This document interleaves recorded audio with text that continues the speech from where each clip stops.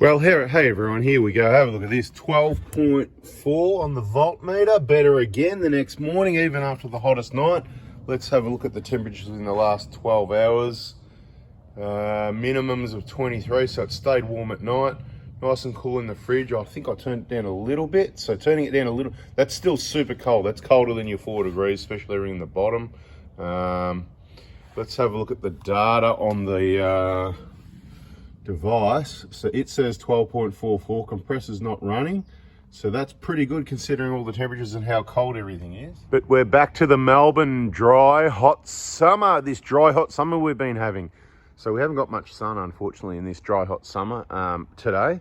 We love the weather, it's beautiful. Who wants 40 degree days every day? Not me, thank you very much. 20 to 25 great work days. Under 20 is even better for working if you've got some hard work to do. Not complaining about the weather. Of course, we all like the water and the rain as well, so absolutely beautiful. But we like a hot day every now and then too, because that's nice as well. Nice sunny days, plenty of those. But not today, it's not sunny. So this is going to be the next test. What happens if you're out camping and you've got your fridge running, you need to keep your stuff cold. You got your solar panels set up, nothing's changed, nothing's been moved, nothing's unplugged. How well are these panels going to charge in the cloud? So I'm going to monitor. This is the sort of thing that I do all the time, all right? So, crazy, right? Spare cars, spare batteries, spare solar panels, spare fridges, and plenty of testing so that you know what's going to happen when you get out on a trip. No point testing it on your first trip because you might get a bit of a surprise. So look, I'll monitor throughout the day how cloudy it is. Also look at our solar system on the roof that goes, into the grid, that sort of thing. And whatever percentage that makes will give me an idea what percentage we're going to get from these as well, without even putting amp meters and stuff on this. It'd be quite easy to go, okay, we had about a 30% day or whatever the case may be. So we'll do that, we'll have a look at it. So let's have a look at yesterday. This is yesterday. You can see the battery is running down, the solar kicked in. Big, hot, sunny day yesterday, okay? There you go. You can have a look at the data for yourself. I don't need to talk. At midnight, the battery's still really high, obviously above 12.5. Doesn't matter too much. We'll go to the next day, and that's today.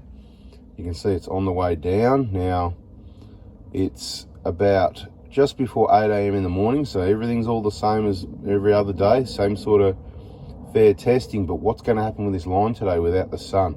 That's going to be the interesting part. Sit back, and I'll pick up this video later on in the day, and let's see what happens. Just wanted to show you, compressor's running, if you can hear that. And it's still 12.2 under load, which I'm impressed with. And I think even though it's been hotter each day, even though it's been hotter each day, it's improving each day. So it's liking a cycling and a bit of charging to get it going, get it revved up. Okay, it's about nearly 11:30 a.m. We've got a few spots of rain trying today. Still part of this dry, hot summer that we get quite a bit. Now we had some nice weather, but it is about a 20-degree day. It's just nice, shorts and a t-shirt, but you can get some work done. So it's not hot, it's not cold, it's just nice, 21. But we're not having much luck with charging off solar panels today. 12.35 volts, so things are slowly getting worse, I think. Look, the results will show later, but drove less than 5 minutes. I was there half an hour, drove 5 minutes again, and then moved the car. Engine was running for a minute or two. Coolant didn't even go past 69. Compressor's running, and it's on 12.5 volts. So yeah, we'll give it the day. The solar's reconnected again. It's out there, and we'll see what happens. But it's looking to me like it's going to be a dry, hot summer the whole day. So no sunshine. Solar's probably going to do about 10% of its capacity. So if you were camping, you'd need to go and get more firewood. You need to go and run the car for a good half an hour or something like that. I've got to say, I came back and switched it off and it was on 12.8 for a fair while. So the battery seems to recover fairly quickly as well with that 14 odd volts going in, which is good.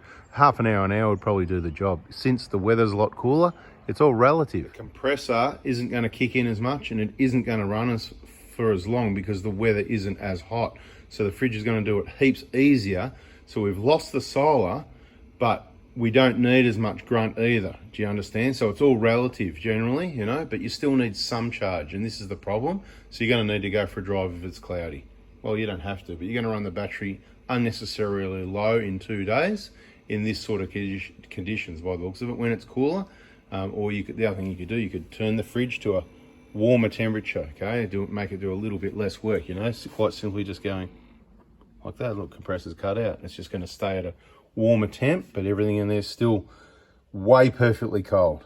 All right, no sunshine for today, people. I've cracked it. That's it. The solar is disconnected, and this is where you have to have plan B. So we're currently sitting on 12.7. Okay, I'll have a bit more accurate info. I'll give you the rest of the info, and we'll wrap this one up. 12.72, that'll go up slowly, simply because when there's no sun and the battery's just going to sit there or go down, I don't want to damage the battery. If I was out traveling, camping, I'd be driving, so it wouldn't happen. This is my whole point. But we've got the projector.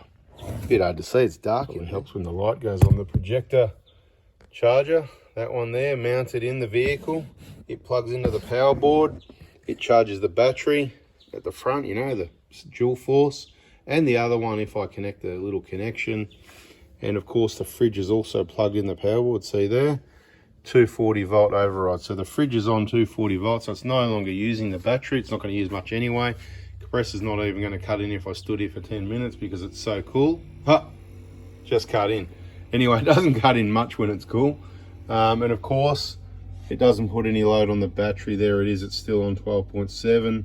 It's just going to slowly charge up and maintain the battery.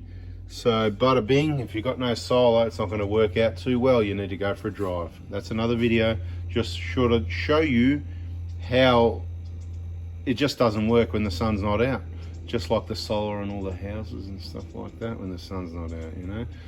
You know, how you meant to, if the wind's not blowing and the sun's not out and there's no, you know, good luck with that. Watch what happens over the next few years, people. Be interesting to see what happens. Anyway, I thought it'd be interesting to have a look at the data. You can see the fridge dropping down. Got to about 11:30, went out, short drive, parked the car, continued to go back down again. But you can see that recovery that it made, probably 0.3 of a volt. I could touch it and be exact. Then another quick drive after about half an hour, same distance, and it made a bit more of a recovery. So the driving is going to make a quick recovery. And then just a quick start the engine, move the car, another little recovery. Then you could see it was on a downhill spiral, and I said, you know what, this is no good, and I'm not going to let it sit here all day and all night, and then probably cloud again tomorrow. So I've plugged, you can see what's happened, right, at approximately 14:15. So at about just after 2:30, I've gone, nut, that's it, fridge goes on 240 volt, and you can see that slow charge. You just slowly will pump it up. Is this a video, or do we have a look in the morning and just watch and see how slowly, because it's going to cut off anyway because it's on a timer. Because what I've done is I've got the 240 volt running when the sun's shining on the roof, you know, the solar. Forget about the solar plugging into the car. So that way I run the fridge for free during the day, charge the battery for free during the day, and then when it gets to 5 PM, whatever, the timer, it cuts off. Therefore the fridge would be running on 12 volt. Let's do that anyway. We'll continue the video later today or in the morning and see what actually happens when the charger drops off and then the fridge and how low it goes. But normally this is the normal program. I haven't normally got solar panels on it. It's just a bit of R&D, testing the battery, the charging, sharing some info with you guys and girls. So normally this is the normal maintenance. So let's see what happens, eh? Okay, so for the people that are interested, and then I decided to go out. So put it on the charger, you know, the standard setup over here, because there was no sun all day. It was doing virtually nothing, maybe 10% of capacity at best at times. Then I went out at about 6 o'clock. So when I came back, I decided not to plug it in because the vehicle got a 5-minute drive, a 5-minute drive, and a 5-minute drive. So about 15 minutes together. Let's have a look at the data and see if what I'm saying is correct. It's on 12.3 is what it's showing there. And you can see here, 12.3. Just go press the plus button to get the info. Okay, down, let's go back to yesterday. Oh, no, that's the wrong thing. Plus, we've got an arrow back. Wrong arrow, right? Okay, so remember what I said about the 5-minute drives? About 6 o'clock? Not bad, about 5. So yeah, what happened was Oh man, seriously, this car park, it's a rec reserve. It's just a car park, and they want cars to go through one way. So instead of just putting a no entry sign at one end, they put a no entry and they put a spike strip. Cars have been losing tyres for like 6-12 months now. I put on our local Facebook group 6 months ago when I was there one day on the bike and helping someone get a car onto a trail. You know how hard it is with 4 flat tyres. Anyway, one of our friends, footy training just started again yesterday. One of our friends, she's rang the missus going, oh, 4 flat tyres. But oh no, she didn't ring. She was there. They were both dropping or whatever. So yeah, of course she rings me. So of course I jumped off the recliner there at 5 o'clock and went down there and organised the tow for her and getting it all sorted. But anyway, then so that was the first one here. That was driving. This one here is driving there. Then I was there for that long to get the tow. About 6:15, off to dinner, which wasn't far away. And then after dinner, the quick drive home at about 7:30.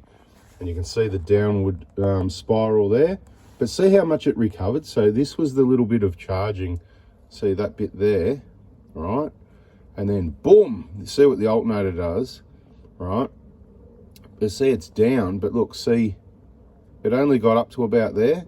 But see, it goes up, see, oh, look, I don't know. It hasn't, to me, it hasn't gone down too bad anyway, right? I mean, that's not a bad effort, but anyway, next day, you can see we're headed down. So I'm gonna plug the solar in again. Now, let's see.